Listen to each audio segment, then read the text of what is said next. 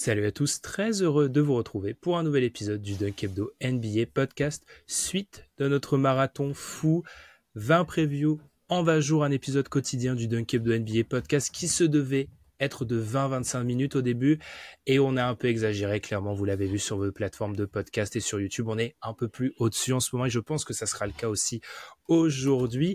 On va parler aujourd'hui des Cavs, on l'avait déjà teasé normalement si vous avez lu la description ou si vous avez tout simplement, si vous nous regardez sur YouTube ou si vous avez très bien écouté un des précédents épisodes, vous savez qui m'accompagne aujourd'hui. C'est Madiane. Comment ça va, Madiane? Tu te voilà bientôt délesté de toutes tes équipes. Est-ce qu'on se sent plus léger? Oui, c'était la dernière à préparer, donc c'était intéressant. En plus, petite rencontre avec mes Lakers que j'avais aussi suivi, donc c'était aussi intéressant à regarder aujourd'hui. Et voilà, on est prêt à clôturer mon chapitre d'observation. Eh bien, clôturons ce chapitre. Avant ça, je suis obligé de vous le rappeler.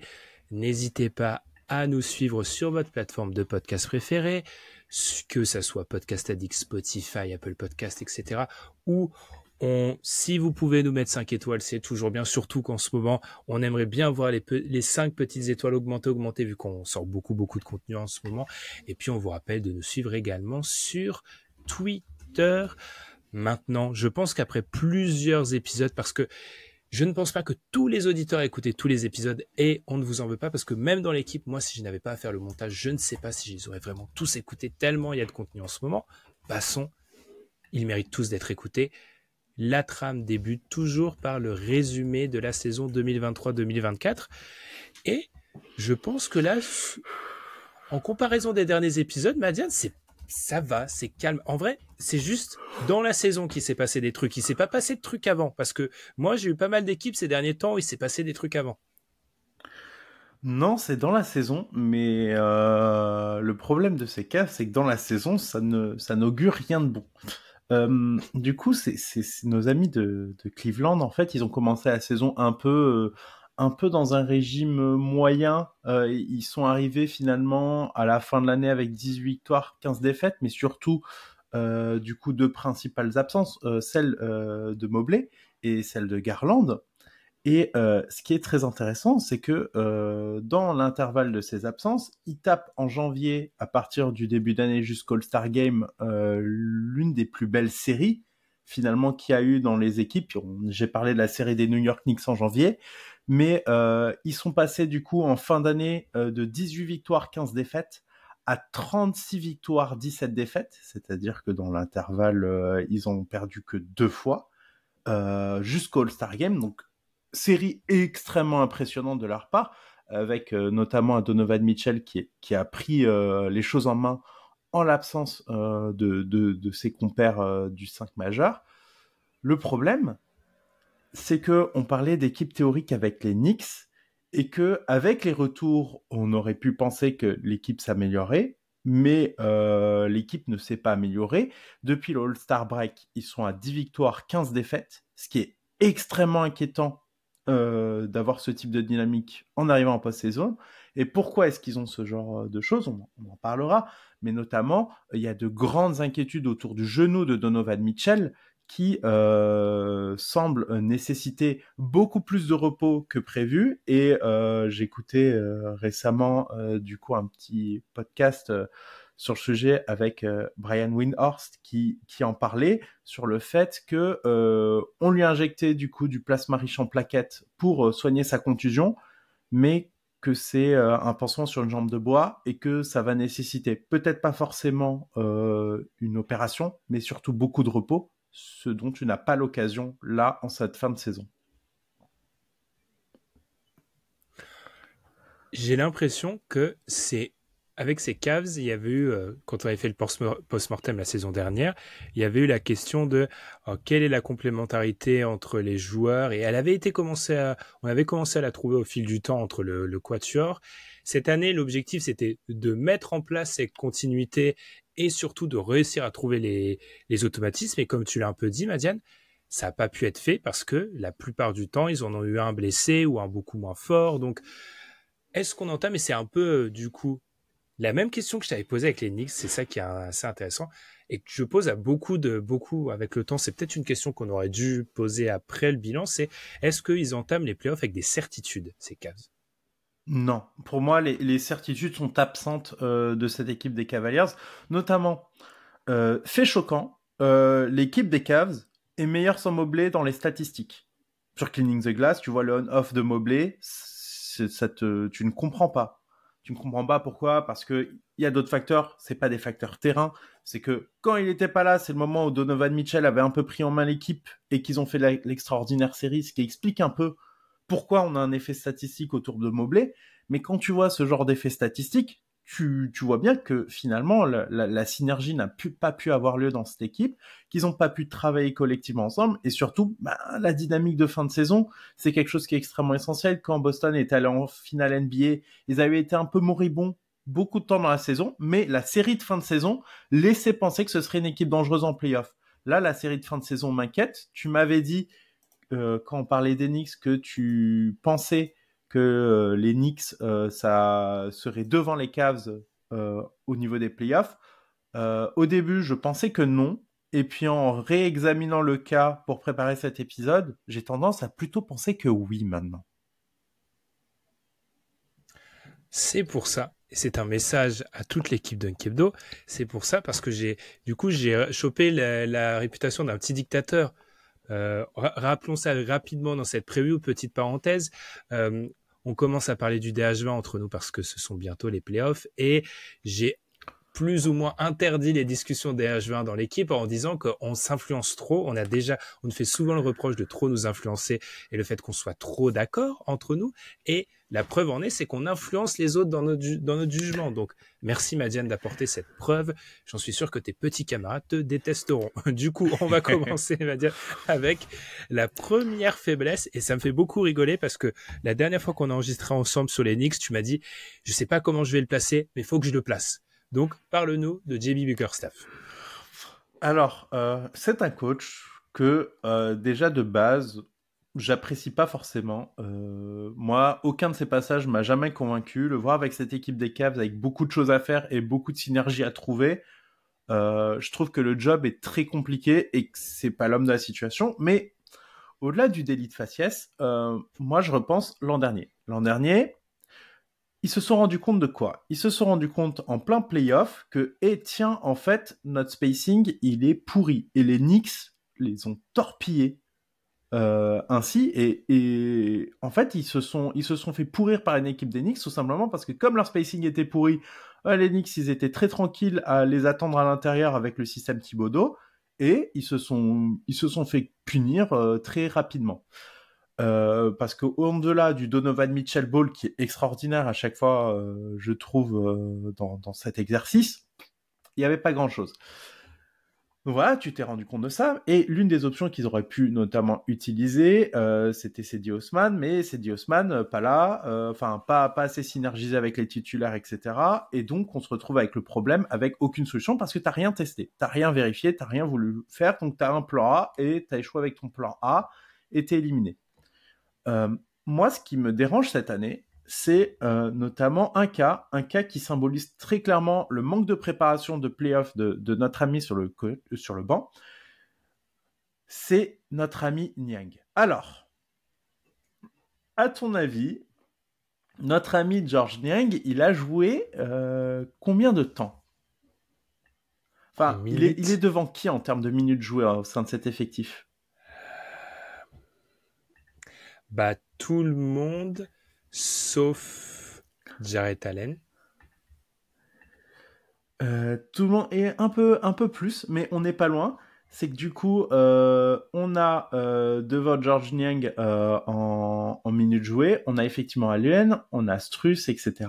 Mais notre ami, il a cumulé 1678 minutes. Maintenant, Ben, explique-moi comment il va jouer en playoff.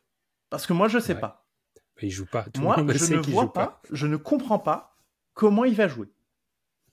Je regarde l'effectif, je regarde les stats on-off. La défense des Cavs chute dramatiquement dès qu'il fout le pied sur le terrain. Et on n'est qu'en saison régulière. Alors, je suis sur le banc. Je vois ça. je me dis, bon, faut préparer la post-season. Peut-être que Niang, c'est pas une bonne option. Je sais pas. Peut-être.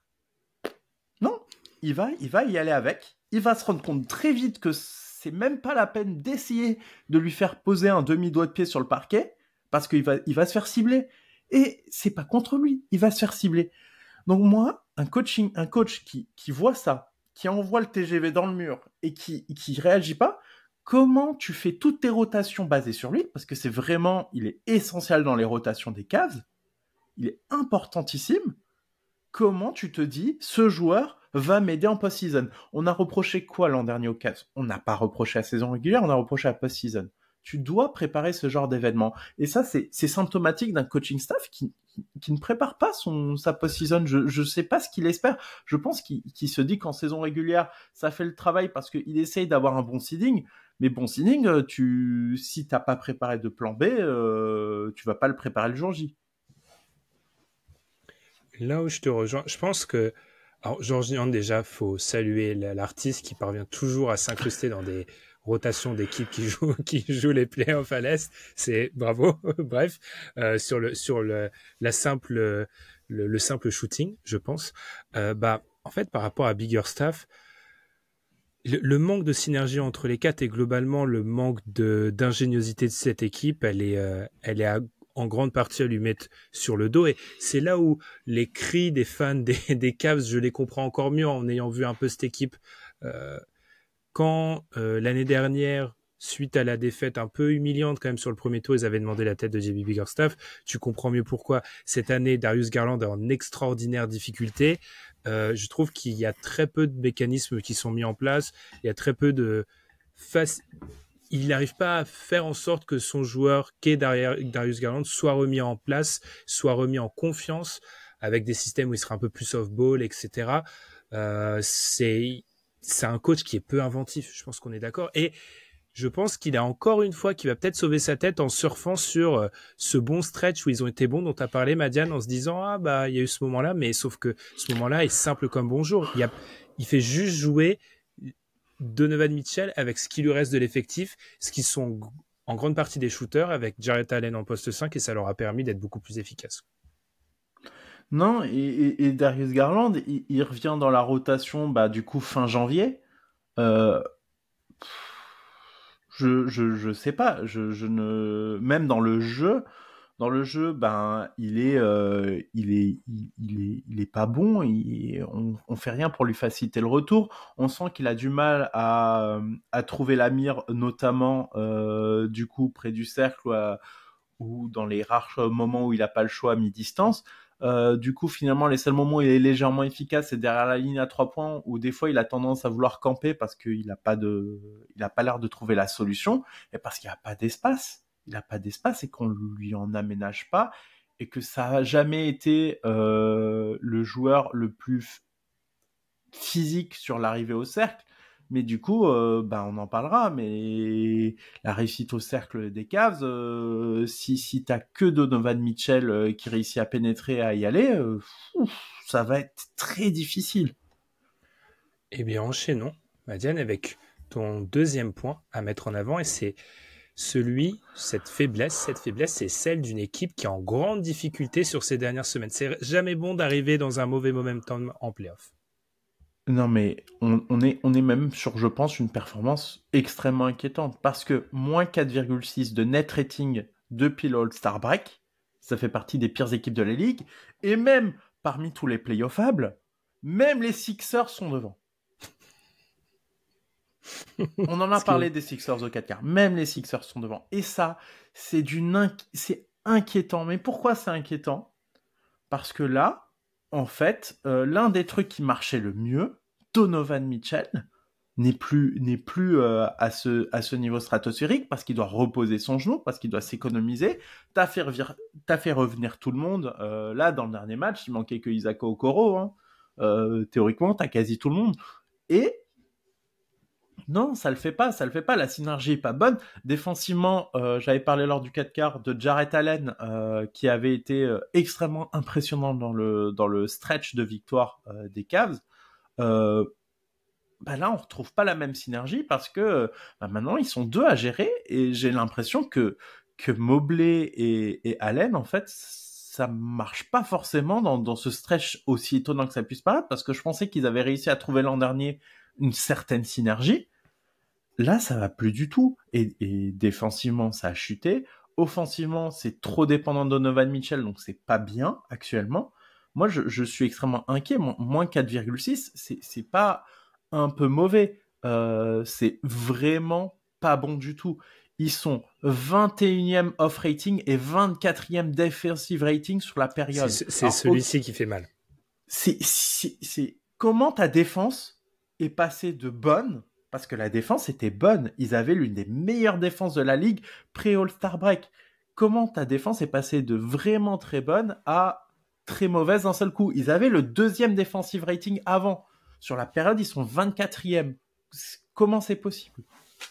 Il y a beaucoup ce truc par rapport aux Cavs que j'ai lu de la part de beaucoup d'observateurs, c'est que vraiment quand tu prends les 4, les on-off des 4, ensemble ça va. Le problème c'est qu'en gros, les 4 ont pratiquement jamais été cette saison en bonne santé, tous en même temps sur un stretch de longue durée. Ce qui fait que en réalité, on arrive, et d'où la deuxième question que je t'ai posée, Madiane, on arrive à un moment où il y a peu de certitude. Moi, c'est clairement l'aspect défensif qui m'inquiète beaucoup parce que normalement, la défense, c'est la bouée de sauvetage de cette équipe. C'est ce qui lui a permis d'être ultra dominante la saison dernière avec une protection de cercle élite, avec une capacité qu'a Evan Mobley à jouer beaucoup dans l'aide et à être très bon aussi là-dessus. Et on retrouve plus ça. Ils se font beaucoup avoir de ce que j'ai vu. Alors, j'étais pas le préposé aux Cavs. Donc du peu que j'ai vu des Cavs, le problème, c'est qu'ils se font toujours atomiser sur le point of attack. Ils ont plus de l'arme. La double lame que sont Mobley et Allen sont un peu moins en dessous. Et du coup, le fait d'avoir Garland qui est vraiment en difficulté et un Mitchell qui est à moitié blessé les rend encore plus vulnérables aux pénétrations, etc. La paire d'Isaac Okoro, que j'aime beaucoup critiquer, qui est un peu une de mes têtes de turc, soyons honnêtes, défensivement, ça reste un joueur utile, qu'ils envoient souvent sur un match-up compliqué. Tu ne l'as pas ces derniers matchs, mais quelques derniers matchs de mémoire, mais ça sera vérifié avec toi, Madiane. Donc, c'est une équipe qui peut pas se permettre ça. Qui soit en difficulté offensivement, ça peut se comprendre. Qu'ils soient en difficulté défensivement, je pense qu'on est d'accord là-dessus, Madiane, c'est ça qui est vraiment inquiétant, c'est censé être leur assurance-vie. Non, et cette assurance-vie, en gros, les clés de la défense des Cavs, c'est quoi finalement? Quand on analyse, c'était côté point of attack, il se faisait pas autant torpiller qu'avant, parce que même Donovan Mitchell faisait des efforts exceptionnellement cette saison, et ça, on l'avait souligné à un moment dans la saison, et c'était quelque chose qui leur faisait du bien. Et derrière, ils avaient, notamment dans le stretch de victoire, un excellent Jarrett Allen qui, en fait, lisait extrêmement bien ce qui se passait, qui coupait l'accès au cercle, et finalement, il concédait pas beaucoup au cercle, il concédait pas beaucoup dans le mid-range, et même à 3 points, c'était très dur de les prendre parce que, notamment, c'était l'apport de Mobley. Mobley arrive à compenser ces aspects-là et c'est son avantage, ce qui lui permet de jouer avec Jarrett Allen, c'est qu'il permet de compenser sur ses rotations parce qu'il est efficace. Là, j'ai l'impression qu'ils avaient trouvé une formule qui marchait, mais que comme la formule qui marchait était sans Mobley, là il rebricole, mais il retrouve plus la synergie d'antan. Et moi, je suis extrêmement inquiet et du coup, j'ai l'impression qu'il n'arrive plus comme avant à verrouiller l'accès au cercle. Et ça, pareil, c'est de nouveau inquiétant parce que quand t'as le personnel que t'as, verrouiller l'accès au cercle, normalement, ça devrait être plus simple. Mais tu dépends beaucoup de ce qui se passe sur les extérieurs, et sur les extérieurs, ça commence à tanker. Alors oui, il y a les blessures, mais ça va être difficile là, les playoffs, si tu n'arrives pas à arrêter les gros guards. Notamment, imaginons un match-up face à une équipe d'Enix que je connais bien. Si tu as du mal face à un garde un peu fort, ça va pas le faire là. Enchaînons, Madiane, si tu as quelque chose à rajouter. Je ne crois pas, on en a pas mal parlé, sur les tirs au cercle. Et tu as écrit danger. Vas-y, Madiane. Danger, tout simplement parce que justement, sur les tirs au cercle, ça a été globalement, les stats sont positif. Si on regarde l'équipe au global sur la saison, on regarde ce qui se passe au cercle. Ils accordent finalement très peu de capacité à réussir ces tirs au cercle.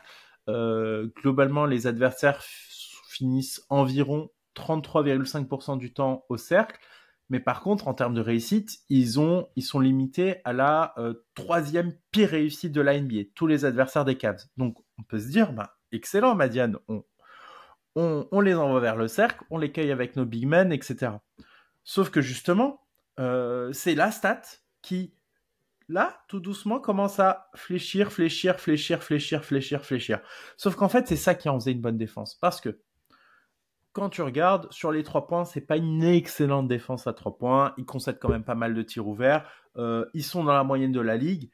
Là où ce qui les rendait très bons, c'est que sur ces tirs-là, ils envoyaient les adversaires sur beaucoup de tirs au cercle, mais ils arrivaient très bien à la contester. Et là, ils ont un mal fou. Allen, il est plus aussi impérial qu'avant sur la gestion du drop. Ils se font prendre sur des lobes, alors que vraiment, il y a eu un moment de la saison où prendre les Cavs de dos sur des lobes, c'était impossible. Mais en fait, c'est parce que quand tu as le feu du côté du drive, plus qu'avant, tu es moins en gestion et du coup, tu laisses énormément d'espace de l'autre côté du terrain. Et là où ils étaient très bons pour couper les lignes de passe, parce que c'était beaucoup plus resserré autour du porteur de balle, là, le porteur de balle, il a l'espace de trouver les solutions et il les trouve. C'est devenu de plus en plus compliqué pour eux sur la défense au cercle. Et si tu abordes les playoffs sans ton atout numéro 1 défensif, c'est ce qu'on se dit. Leur defensive rating, il n'a pas chuté à cause de la défense à 3 points ni du mid-range, il a chuté au cercle. Et c'est ça qui va être très inquiétant pour cette équipe.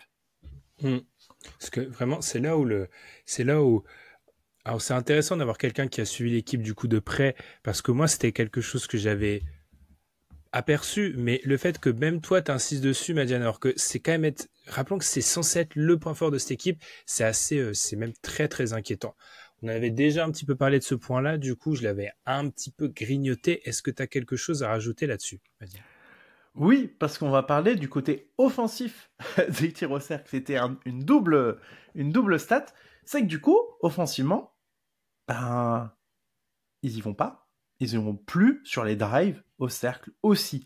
Pourquoi ? Parce que ce soit Garland ou Mitchell, les deux ont l'air d'être en délicatesse et n'y vont plus. Donc même toi, offensivement, tu perds aussi ta capacité à venir punir l'équipe adverse au cercle. C'est les tirs les plus rémunérateurs de la NBA. C'est au cercle et à 3 points. Mais le cercle, c'est le premier facteur. Et pareil, offensivement au cercle, c'est là où il m'inquiète. C'est là où je parle justement de Garland qui, ne traîne pas beaucoup autour du cercle, mais ils y allaient déjà peu. Ils y allaient déjà peu. Ils étaient moyennement efficaces, ils y allaient quand même. Ils y allaient sur 35% de leurs tirs.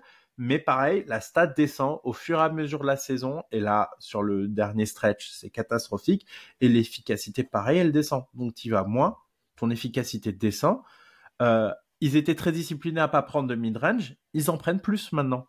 Et c'est ça qui m'inquiète, c'est que tu abordes les playoffs vraiment où tu avais des certitudes où j'aurais pu dire c'est une équipe très solide, etc. Mais la dynamique est absolument pas bonne et de partout. C'est préoccupant, là, cette version des Cavs. Là, tu vois le côté négatif d'une équipe où, encore une fois, j'ai l'impression de me répéter, mais au bout de 10 épisodes, on se répète sur les profils de certaines équipes. Le fait d'avoir très peu de joueurs qui sont capables de s'octroyer l'accès au cercle, c'est un problème. C'est-à-dire que qui dans l'équipe est capable d'aller au cercle de son propre gré? En fait, c'est Donovan Mitchell et peut-être Caris LeVert qui le fait pas, mais qui est un des seuls qui peut peut-être créer un décalage. Et encore, je sais que la simple évocation du nom de Caris LeVert doit faire donner des maux de tête à certains fans des Cavs, mais il y a très peu de joueurs en fait qui sont capables d'aller au cercle. Donc le fait est que le régime de tir est modifié par l'absence de mecs capables de vraiment créer des décalages. Parce que si tu as un Donovan Mitchell pas là ou diminué, et tu as un Darius Garland qui est lui aussi moins capable de créer des décalages en délicatesse avec son tir, il y a personne sur la base arrière pour créer des décalages. Et le secteur des forwards est plutôt des finisseurs. Donc, le résultat qu'on a actuellement. Est-ce que tu as quelque chose à rajouter sur ce double cercle, Madiane? Non, parce on va continuer sur là-dessus.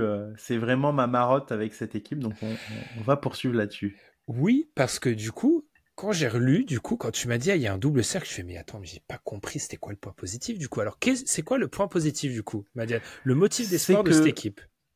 c'est que j'ai revu du coup en préparant tout le stretch de janvier là-dessus et que j'en viens à une conclusion, c'est que il faut limiter les minutes Mobley-Allen.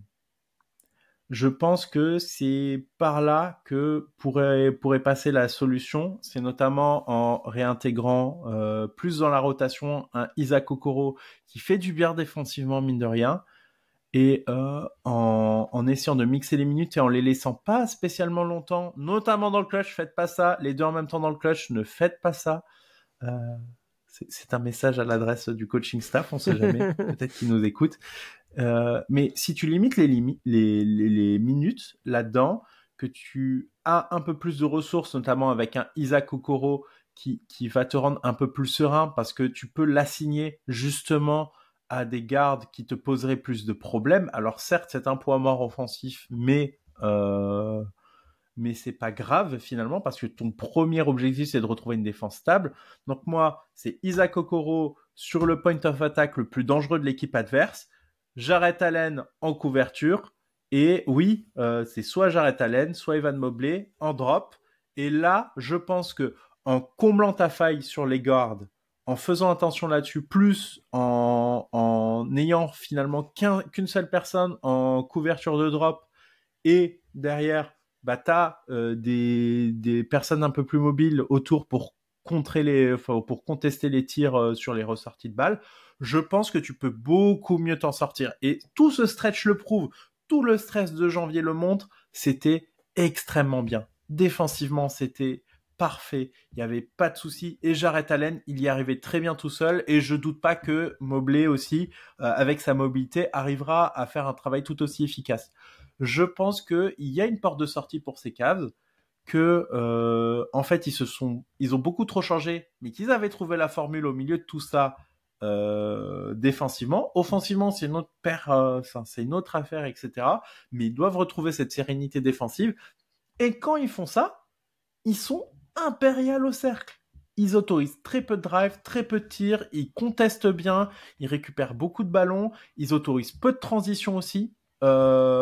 C'est là où ils sont meilleurs et je pense que c'est là le motif d'espoir parce que je vois bien que la formule est trop compliquée à trouver là sur le peu de temps qui te reste avant les playoffs. Tu vois bien que ça part en autre boudin. C'est pas le moment de persévérer dans cette formule parce que si tu persévères avec cette formule, je pense qu'il y a beaucoup d'équipes au premier tour, elles te cueillent et t'es pas une équipe de playoff sur ce que les Cavs ne sont pas une équipe de playoff sur ce qui monte sur le terrain et il faut vite corriger ça juste avant les playoffs. Bah, c'est là où c'est l'ironie un peu quand tu classes les 5 des Cavs en termes de net rating, c'est que le premier, c'est alors ça dépend de quel site de stats on prend, de où on met la limite, mais en gros le meilleur 5 des Cavs cette année, ça a été celui de ce stretch dont tu as parlé, hein. C'était donc le Mitchell, Strauss, Okoro, Dean Wade, Jarrett Allen, et qu'en réalité quand tu regardes les staffing des stats, tu remarques que quand tu échanges, quand tu mets du Caris LeVert, du Darius Garland et du Mobley, ça peut marcher aussi, mais qu'en fait les deux associés, comme tu l'as sous-entendu, c'est là où ça coince. Donc ça prouve que il y a peut-être un truc, et c'est là où moi je peux pas croire que le quatuor, même si certains net ratings montrent que le quatuor est bon, la réalité du terrain est tout autre et on voit qu'ils sont en difficulté. Moi quand on fera le post-mortem des Cavs, j'annonce que je vais croire à la saison vraiment catastrophe, blessure, parce que ils ont pas pu arrêter de savoir jouer ensemble au cours des 6 derniers mois. Ils ont des séquences où ils arrivent à jouer ensemble. Le fait est que je pense vraiment, pour moi, le souci, il se trouve sur la traction arrière. Je sais pas ce que t'en penses, Madia, mais c'est le fait qu'en gros, ne pas avoir le vrai Darius Garland pour eux, parce que beaucoup de fans des Cavs, quand on les lit, nous disent que, en gros, on n'a pas vu Darius Garland cette année, parce que il est sur des standards, mais à des années-lumière de ce qu'il fait d'habitude. Il est pas bon. Bah, c'est en termes de diffusion pour le collectif, Donovan Mitchell, c'est un peu muet en passeur, mais ça reste un peu Garland, qui reste un peu le dépositaire de tout ça. Oui, et Donovan Mitchell est extraordinaire, mais ça n'a jamais été son fort, le partage de balles. Et pour justement, dans les joueurs qui ont autant d'usage que lui, parce que dans l'usage, vous vous en doutez, il est incroyable, hein, il est à 32,3. Et ben, dans les passes proportionnelles à son usage, il est dans les plus bas. Mais évidemment, ce n'est pas un passeur, ce n'est pas Luka Doncic, ce n'est pas ce type, c'est un combo qui est un énorme scoreur. On en avait parlé dans le podcast des arrières. Donovan Mitchell, c'est un arrière, c'est un scoreur, pas un passeur. Donc ça pose des soucis parce que tu as besoin de Garland pour fluidifier ton jeu collectif. Et on pourrait limite faire l'espèce de... Alors, j'ai pas assez vu les Cavs cette année. Je parle beaucoup trop dans cet épisode, alors que je les ai pas assez vus. On pourrait faire l'espèce de parallèle pour Mobley aussi, qui a été beaucoup un liant défensif. Et le fait est qu'en gros, tu perds ton liant offensif et ton liant défensif des deux côtés que sont Garland et Mobley. Mais parlons d'un joueur clé dont on n'a pas beaucoup parlé encore, Madiane. Et je pense que de tous les joueurs clés qui ont été cités, c'est peut-être celui qui est le moins, entre guillemets, mis en avant, toute équipe confondue. On va parler de Dean Wade. Oui, mais pourquoi ? Parce que j'ai un point sur le sujet de Dean Wade, c'est que il pourrait être mieux exploité. Clairement, il pourrait être mieux exploité par cette équipe parce que on a parlé du Kanyang, bah t'as Dean Wade dans ton effectif. Pourquoi quand tu as Dean Wade, c'est la solution de rechange, c'est ce qu'il te faut. Parce que finalement, t'as trouvé, notamment aussi étonnant que ça puisse paraître, il y a des saisons étonnantes des fois, mais ce que nous fait un Sam Merrill, bah, t'as trouvé un shooter, aussi étonnant que ça puisse paraître, t'en as trouvé un. Donc, utilise-le, parce que tu dois utiliser quelqu'un qui est fort défensivement. L'ADN de ton équipe, c'est d'être fort défensivement. Donc, un George Niang ne fit pas, un George Niang ne va pas, mais t'as quelqu'un qui fit parfaitement. Et pour moi, c'est pour ça que c'est la clé de ces Cavs, c'est que si on continue d'utiliser George Niang comme on continue de l'utiliser, ben il va se faire cibler et ça va mal aller et ta défense ne tiendra pas quand il sera sur le terrain, alors que déjà on en a parlé, t'as des problèmes pour faire en sorte que cette défense elle tient debout et t'as des problèmes de synergie. Donc, utilise celui qui est capable de couper les lignes de passe, qui conteste extrêmement bien, qui est très discipliné sur la rotation. Défensivement, il est au point. Et je pense que c'est la ressource que tu as déjà. Parce que d'habitude, on te pose une question, un problème de playoff. Ah tiens, pourquoi lui, il joue tant ? Et puis généralement, la réponse est ouais, mais t'as vu qu'il y a derrière. Généralement, c'est que t'as pas grand-chose et t'as pas d'outils. Là, t'as l'outil.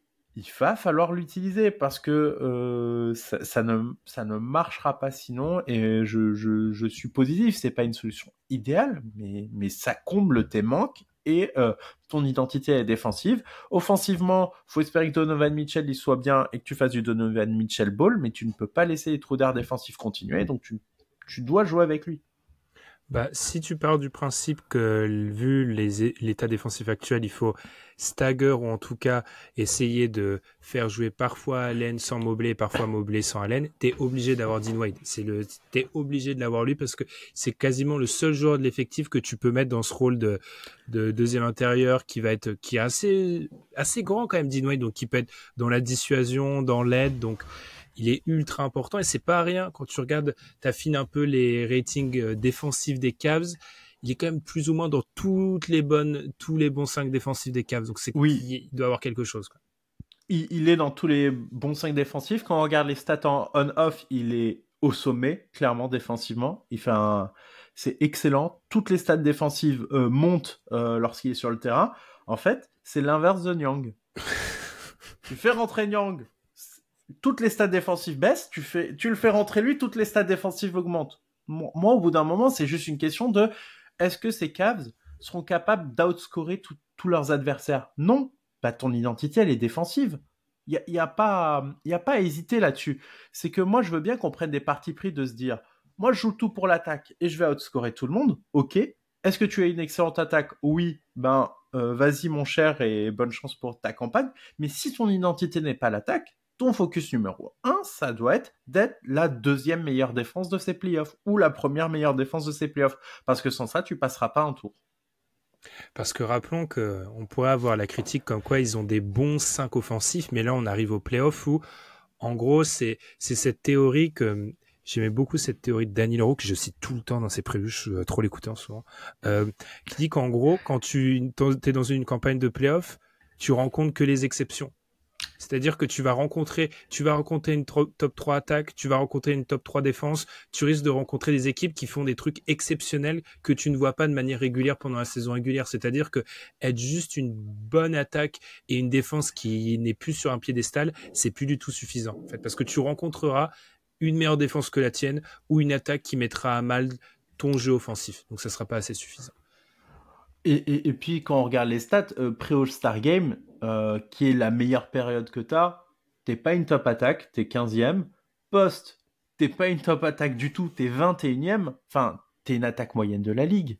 Il faut se le dire. Par contre, actuellement, malgré toutes tes difficultés depuis le All-Star Game, t'es quand même la 7e défense et avant t'étais la 2e. Donc c'est là où tu peux être au top. Parce que c'est ce qu'on se disait dans pas mal d'épisodes, on écartait des équipes, pourquoi ils gagneront pas le titre? Bah c'est pas une top attaque et c'est pas une top défense. Bah au moins les Cavs, on sait que certaines versions des Cavs sont une top défense. À partir de là, c'est là où tu dois piocher. Tu sais que tu n'arriveras pas à devenir une top 5 attaque NBA. C'est impossible en aussi peu de temps. Par contre, tu peux redevenir la deuxième meilleure défense. Eh bien, Madiane, plafond, plancher, tu remets tes lunettes parce que je pense qu'après un épisode où c'est un des épisodes des previews où, alors c'est sans doute la fatigue, je vous avoue que je commence là on vraiment rentrer dans le dur. Je me dis qu'on a parlé de leurs faiblesses, mais je me dis que leurs faiblesses peuvent être solutionnées pas complètement, mais étaient dans certaines parties des points forts de leur effectif. Donc c'est assez paradoxal comme constat. Est-ce que tu les vois passer un tour? Je pense que ça dépend beaucoup sur qui tu tombes, mais tu passes pas, à mon avis, les Sixers d'Embiid, tu les passes pas. Tu passes pas le Heat, tu passes pas les Knicks. Dans cet état-là, tu passes pas les Knicks. Ça va être difficile en fait. Moi, je pense que le plancher il est rapide. Hein. C'est sorti au premier tour et une sortie au premier tour très cassante. Ouais, exactement comme l'année là. Une sortie très cassante et le coach pourra enfin faire parler son génie ailleurs. Après, le plafond, bah ouais. Si on est dans la configuration actuelle, bon, 1-3-6, les Pacers dans leur état actuel. Ça gagne à mon avis. Ça gagne, mais ça gagne avec quand même quelques ajustements et le fait que tu redeviennes une défense sérieuse et que tu ne restes pas sur le stretch des 15 derniers des 25 derniers matchs, pas que 15, 25 derniers matchs où c'est pas dingue. Donc il va falloir redevenir une très sérieuse défense si jamais tu espères des demi de conf. Par contre, au-delà des demi de conf, tu passes personne. Enfin, les Cavs en finale de conf, je vois pas où ça arrive. Ça me paraît extrêmement compliqué parce qu'en soi, théoriquement, bon, ok, c'est peut-être les Bucks de Doc Rivers, n'est-ce pas Ben? Mais t'as trop de limitations. Est-ce qu'ils ont un avantage de coaching contre les Bucks?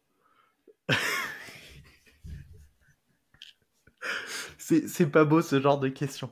Moi, je pense que les coachs s'annulent. À ce niveau-là, les coachs s'annulent. Mais oui, enfin, tu passes pas les Bucks. Et en vrai, enfin, il y a vraiment pas grand monde qui est bon à prendre hein, dans leur état là. Et comme j'ai dit, moi j'ai revu mon jugement face aux Knicks où je m'étais dit, imaginons c'est 4 contre 5 et c'est les Knicks. Ben en fait, en face il y a Brunson. Et ça, dans l'état actuel, c'est un carnage.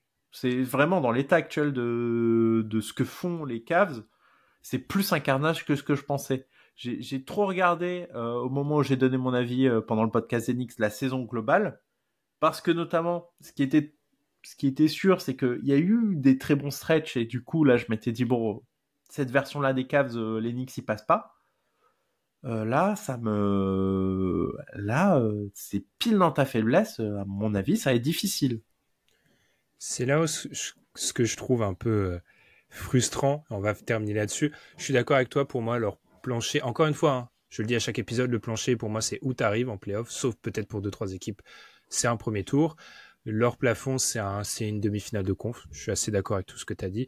Ça devient un peu frustrant parce que j'ai l'impression que là, j'en suis à 2-3 épisodes de suite où on me dit que la version qui arrive en playoff, c'est pas la meilleure version de l'équipe en question. Je vais être complètement transparent. Je ne sais pas si l'épisode Clippers sera déjà sorti au moment où vous allez écouter cet épisode. Probablement pas. Mais c'est un peu le constat que fait Gabin par rapport aux Clippers qui sont pas la meilleure version des Clippers qu'on aura vu. Et on a déjà eu ce genre de réflexion sur d'autres équipes, que ce soit les Pacers, les Knicks. C'est pour ça que d'ailleurs j'y pensais, les Knicks avec toi-même, Madiane. Donc, petite frustration parce que quand même il y a beaucoup d'équipes à l'Est hein, qu'on vient de citer qui seront en play-off, qui vont parfois pour certaines échapper au play-in. Et ce qui est très difficile en plus, c'est que le seeding à l'Est, c'est... Enfin, même à l'Ouest en soi. Personne ne veut du 2. À l'Est, c'est vraiment la blague. C'est que personne ne veut du 2. Non, mais c'est compliqué parce que en soi, entre les Cavs et les Sixers, il y a 3 victoires. Il y a 3 victoires entre le 3 et le 8. Donc, en fait, ça va bouger d'ici la fin de saison. Et en plus, vu le stretch qu'ils sont en train de nous faire, nos amis les Cavs, et je pense qu'ils vont devoir retourner reposer Donovan Mitchell d'ici la fin de saison, si je devais parier sur une équipe qui reste pas 3, c'est pas les Cavs. Hein. 3, les Cavs, ça va être difficile parce qu'il va falloir aussi reposer les forces. Et comme ce qui a été dit, Donovan Mitchell, son genou, ça va nécessiter un long repos. Ils peuvent pas se le permettre avant les playoffs, mais sa situation est pas bonne à notre ami et je pense qu'il pourra pas les aider continuellement jusqu'à la fin de saison et c'est presque triste de les voir tenter des choses alors qu'ils perdent quand même les matchs. Je pense qu'il faut le reposer une bonne fois pour toutes, malheureusement. Eh bien, une prévue assez morose. Diane, je ne sais pas quel sera le sentiment de nos auditeurs, mais un peu de tristesse vis-à-vis de ce bilan des Cavs à l'aube d'une campagne de playoff qui pourrait s'annoncer courte et un post-mortem qui en deviendrait fascinant, du coup, parce que on sait que, et les fans de Cleveland ne l'aiment pas quand on le rappelle ça, mais on sait qu'il y a toujours un bruit de fond par rapport à Donovan Mitchell. Est-ce qu'il va s'inscrire dans la durée du côté de Cleveland, etc. Donc, à voir. À voir ce qui se passera et ça sera déjà un des post-mortem que je me note quelque part parce qu'il sera sûrement très intéressant celui-ci. En tout cas, Madiane, je te remercie, je te déleste, voilà, tu es libre comme l'air, tu n'as plus à nous parler des Knicks, des Lakers ou des Cavs et je suis en train de me dire que tu fais quand même partie de ceux de l'équipe qui devraient être le plus rapidement délestés, de même regarder les matchs des équipes en question parce que t'as pas le tiercé le plus... Il y a un monde dans lequel t'as plus personne au deuxième tour, quoi. Ou en finale de conf, quoi. C'est possible. Oui, j'ai personne en finale de conf, je te rassure. Ça devrait pas arriver. Enfin bref. En tout cas, on vous remercie de nous avoir écoutés. On vous remercie d'être aussi nombreuses à suivre ces previews tous les jours. Nous, on se retrouve dès demain. D'ici là, n'hésitez pas à vous abonner si c'est pas déjà fait sur votre plateforme de podcast préférée, que ça soit Apple Podcasts, Podcast Addict, Spotify, Podcaster, etc. Sur YouTube également et sur Twitter. Nous, comme d'habitude, c'est la formule actuelle. On se retrouve demain. À demain, salut. Tchuss.